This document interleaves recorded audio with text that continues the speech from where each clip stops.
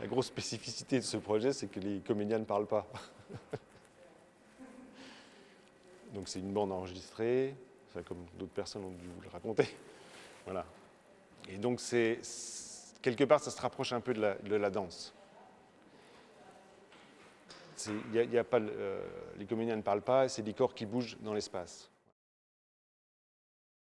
Souvent dans les partitions théâtrales, on fait plutôt de l'habillage, on entoure les comédiens, on met des ambiances qui les mettent dans un certain climat ou on contre le climat qu'ils essaient d'installer. Puis là, il faut vraiment créer toute l'ambiance sonore ex nihilo entre la musique et les textes qui seront préenregistrés. Donc il y a un gros boulot d'enregistrement en amont, parce que forcément, il faut un moment pour que le metteur en scène arrive à transmettre au comédien qu'est-ce qu'il entend par discours intérieur, comment l'interpréter pour que ce soit crédible une fois rediffusé dans la salle.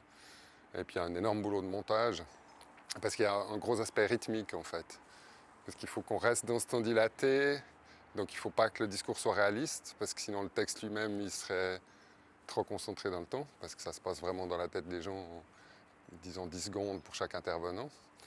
Et puis une rythmique à trouver pour que le spectateur reste accroché par le discours, continue à travailler intérieurement, mais en même temps, on a décalé dans le temps les répliques pour qu'on ait cette impression de dilatation temporelle.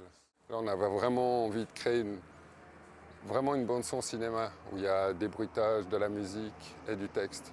Comme si on regardait un film les yeux fermés, en fait.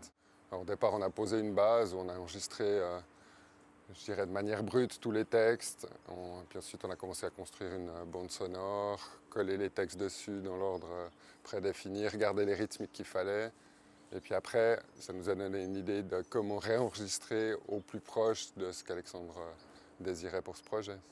Donc on a fait plusieurs allers-retours plateau, parce qu'après, il y a encore toute la partie visuelle qui, elle, est gérée par les comédiens, qui sont aussi dans un temps dilaté.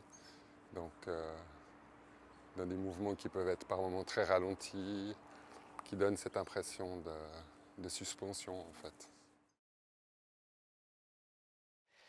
Bah, quand je suis sur le plateau, ça va.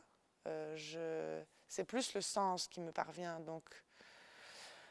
Donc je suis pas à un endroit de jugement de ma voix ou comme ça. Mais on avait fait à un moment donné un exercice, on avait juste écouté la bande sonore. Et ça, moi, j'aime pas du tout. Je trouve ça vraiment très désagréable. Et je trouve que c'est faux. Enfin, ouais, j'ai de la peine à... ça dépend des parties, hein, mais...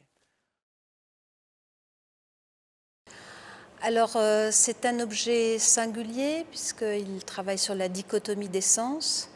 On vous propose finalement un espace qui va être à la fois un spectacle extrêmement visuel et également un spectacle où l'ouïe est très au travail, puisque la dichotomie consiste à créer de l'image au plateau en direct et du son en indirect, c'est-à-dire le texte qui est inséré dans un espace musical très ample. Finalement, c'est un film sonore et puis un objet au plateau qui est un objet d'image. Donc c'est la grande singularité de ce projet, c'est comment on se laisse finalement emporter, j'espère, par un espace très sensible, plus qu'un espace de l'ordre de la compréhension.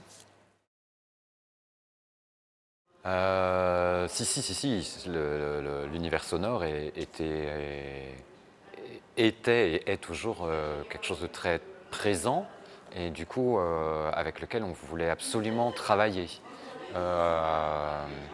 Et dans l'univers sonore, j'entends et les musiques et aussi le texte.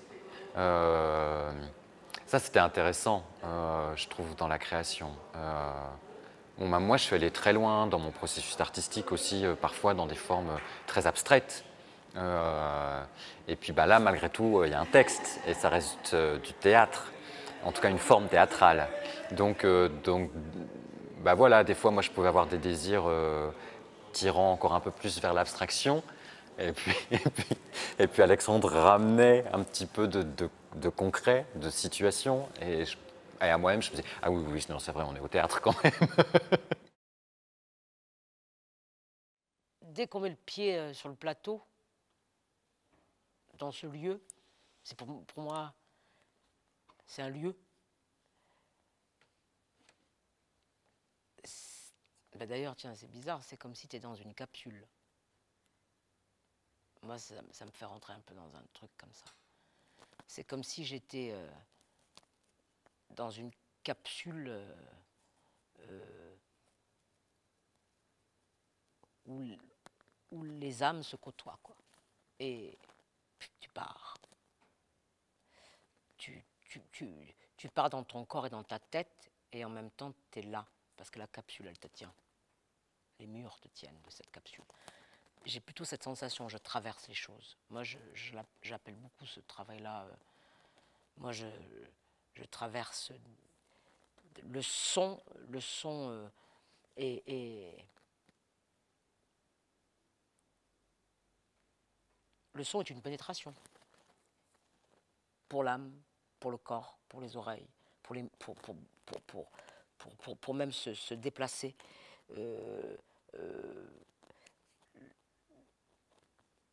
C'est un travail beaucoup d'écoute, c'est traversé par l'écoute et la présence des autres. C'est pour ça que je parle des âmes.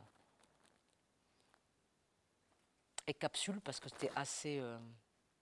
c'est comme si tu quittais la planète Terre, comme si d'un coup tu pars ailleurs. Tu es dans un caisson. Et c'est pas ça, mais moi je le vis comme ça. C'est notre continent, quoi. C'est comme ça.